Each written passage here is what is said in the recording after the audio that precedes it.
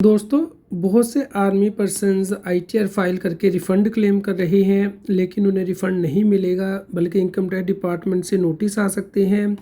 इसके बारे में डिस्कशन करेंगे। दोस्तों, रेगुलर अपडेट के लिए CA Satbir Singh YouTube channel को सब्सक्राइब कर लें ताकि आपको टैक्स के रेगुलर अपडेट मिलते रहें, आप टैक्स की कॉम्प्लायंस कर पाएँ। दोस्तों, बहुत से tax payer income tax return file कर रहे हैं और इनकम टैक्स रिटर्न में गलत क्लेम कर रहे हैं, जाने में अनजाने में, जिसकी वजह से कि उनकी रिटर्न प्रोसेस नहीं हो रही है। तो दोस्तों, इस केस में उन्हें रिफ़ंड नहीं मिलेगा। तो इस केस में रेड फ्लैग भी जारी हो रहे हैं, यानी कि टैक्स पेयर को इनकम टैक्स डिपार्टमेंट से नोटिस आ सकता है जिस हिसाब से उन्होंने रिटर्न फाइल की है, जो अलाउंस और डिडक्शन क्लेम की है। तो दोस्तों, जैसा कि आप यहाँ पे देख सकते हैं, टैक्स पेयर ने नई रजीम ऑप्ट की है। 75,000 की स्टैंडर्ड डिडक्शन आपको मिलती है सैलरी में से। इसके लिए आपको कोई प्रूफ नहीं सबमिट करना होता, ना ही कोई बिल सबमिट करना होता है। लेकिन दोस्तों, इसके अलावा भी टैक्स पेयर बहुत सी डिडक्शंस क्लेम कर रहे हैं बिना किसी प्रूफ के, जैसे कि एनी अदर के अंदर डाल के अपनी इनकम को कम करने की कोशिश कर रहे हैं ताकि उनका रिफ़ंड बन पाए। दोस्तों, इस प्रकार की प्रैक्टिस से इनकम टैक्स डिपार्टमेंट को रेड फ्लैग मिलता है, आपकी रिटर्न की स्क्रूटनी होगी और पेनल्टी भी लगाई जाएगी, जिसके बारे में कि हम आगे डिस्कस करेंगे। एक और आप रिटर्न दोस्तों यहाँ पे दे सकते हैं जहाँ पे कि टैक्स पेयर ने बहुत सी डिडक्शंस क्लेम की हैं, रिस्क अलाउंस के नाम से, डी एरियर के नाम से, ड्रेस अलाउंस के नाम से, टेम्परेरी ड्यूटी क्लेम के नाम से। तो दोस्तों, आप इस प्रकार की डिडक्शंस एग्जम्पशन क्लेम नहीं कर सकते हैं इनकम टैक्स एक्ट के अंतर्गत। दोस्तों, कोई भी एग्जम्पशन क्लेम करने के लिए, डिडक्शन क्लेम करने के लिए इनकम टैक्स में लिमिट दी गई है, उससे ज़्यादा का अमाउंट आप क्लेम नहीं कर सकते हैं, और वो भी ओल्ड रजीम के अंतर्गत ही दोस्तों इस प्रकार के आपको एग्जम्पशन मिलती हैं। तो दोस्तों, मान लीजिए कोई व्यक्ति सियाचिन में काम कर रहा है और उसे 40,000 रुपये मिलता है अलाउंस के तौर पे, क्या पूरा टैक्स फ्री है?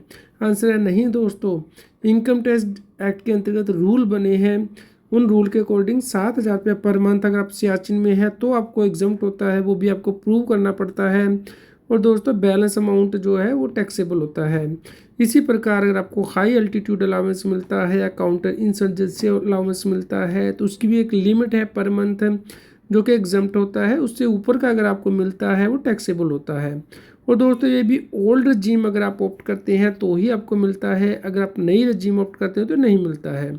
तो दोस्तों, ये अलावेंस आपके फ़ोन नंबर 16 में ऑलरेडी आपका एम्प्लॉयर कंसीडर करता है। अगर वो एग्जम्प्ट होते हैं तो वो दे देता है, अगर नहीं होते हैं तो वो नहीं देता है। तो आप अपनी रिटर्न में अगर ऐसे अलावेंस क्लेम कर रहे हैं जो कि टैक्सेबल है, लेकिन आप उसे एग्जम्प्ट में डाल रहे हैं, तो आप बहुत बड़ी मुसीबत में फंस सकते हैं और इनकम टैक्स डिपार्टमेंट से नोटिस आ सकते हैं। तो दोस्तों, ओल्ड रजीम में जो आपको डिडक्शंस मिलती हैं, जैसे हाउस रेंट अलाउंस की, लीव ट्रैवल अलाउंस है, रिस्क अलाउंस है, children education allowance, professional tax है।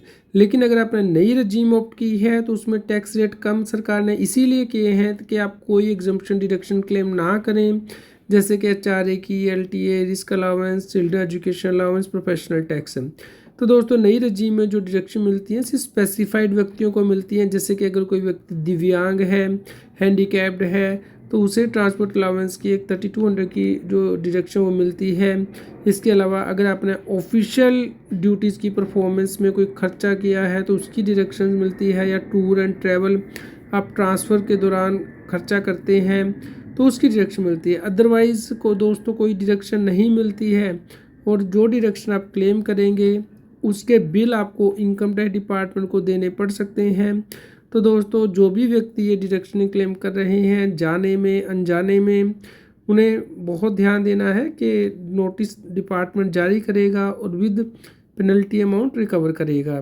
तो दोस्तों, कोई व्यक्ति चिल्ड्रन एजुकेशन अलाउंस की फुल एग्जम्पशन क्लेम कर रहे हैं, मान लीजिए 50,000, 60,000।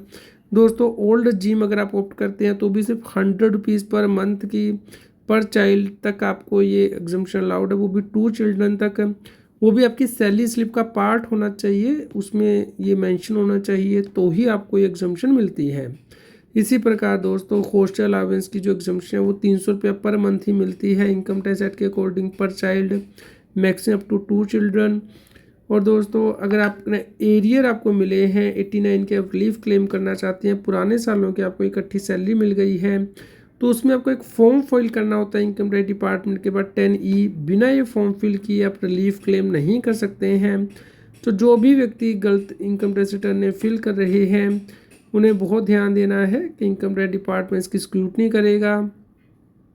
तो दोस्तों इनकम टैक्स एक्ट में एक्चुअल एक्सपेंडिचर के बेस पे कुछ डिडक्शन मिलती हैं, जैसे कि टूर एंड ट्रैवल अगर आपका ट्रांसफ़र हो जाता है तो उस दौरान आप खर्चा करते हैं या आपको डेली अलाउंस मिलता है, आप अपनी ऑफिशियल प्लेस ऑफ ड्यूटी से कहीं और आपको जाना पड़ रहा है, उसकी वजह से आपको खर्चा करना पड़ा है, ऑफिशियल ड्यूटीज़ के लिए आपको कोई कन्वीनियंस खर्चा करना पड़ा है, तो इस प्रकार की अलाउड है लेकिन डिडक्शंस, लेकिन उसके लिए भी आपको बिल प्रोड्यूस करने पड़ेंगे। अगर आप नहीं कर पाते हैं तो उस केस में इनकम टैक्स डिपार्टमेंट एडिशन करेगा और टैक्स भी लगाएगा पेनल्टी के साथ। हम तो दोस्तों जो भी व्यक्ति ये डिडक्शंस एग्जम्पशंस क्लेम कर रहे हैं, risk allowance, dress allowance, extra की, उन्हें इनकम टैक्स डिपार्टमेंट नोटिस जारी करेगा, जैसे कि उन्होंने असेसमेंट ईयर 25-26 की रिटर्न फाइल की है।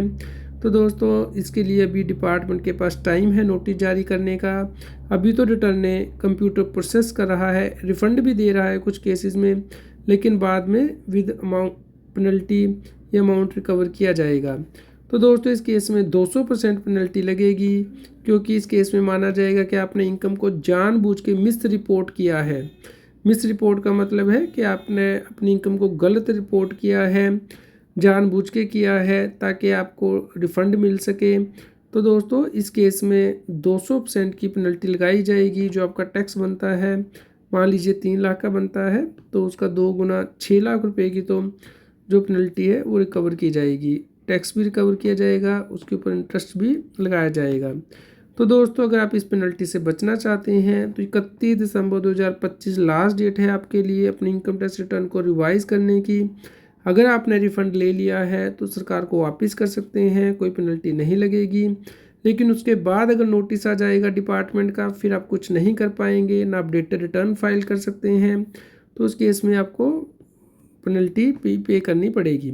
तो दोस्तों जो टाइम लिमिट है नोटिस को जारी करने की वो 1 अप्रैल 2026 से 30 जून 2026 है सरकार के पास। असेसमेंट ईयर 25-26 के लिए जिन व्यक्तियों ने रिटर्न फाइल की है, क्योंकि फाइनेंशियल ईयर के ख़त्म होने के बाद 3 महीने के अंदर नोटिस जारी किए जाते हैं, तो 30 जून 2026 तक नोटिस आएंगे।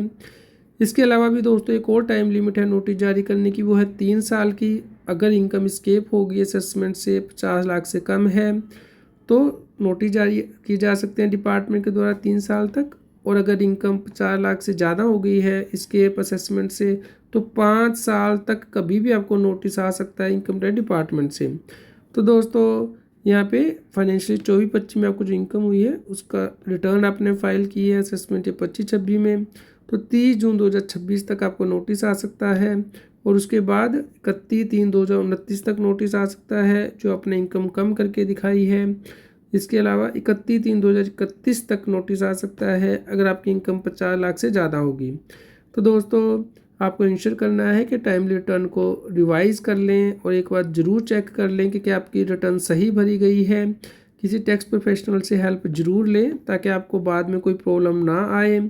तो दोस्तों रेगुलर अपडेट के लिए आप CS Satbir Singh tax Telegram channel को सब्सक्राइब कर लें ताकि आपको रेगुलर अपडेट मिलते रहें, और व्हाट्सएप चैनल को QR कोड स्क्रीन पे दिया गया है, कृपया लाइक करें और शेयर करें ताकि सभी लोगों तक ये जानकारी पहुंच पाए और वो टैक्स की कंप्लायंस कर पाएँ।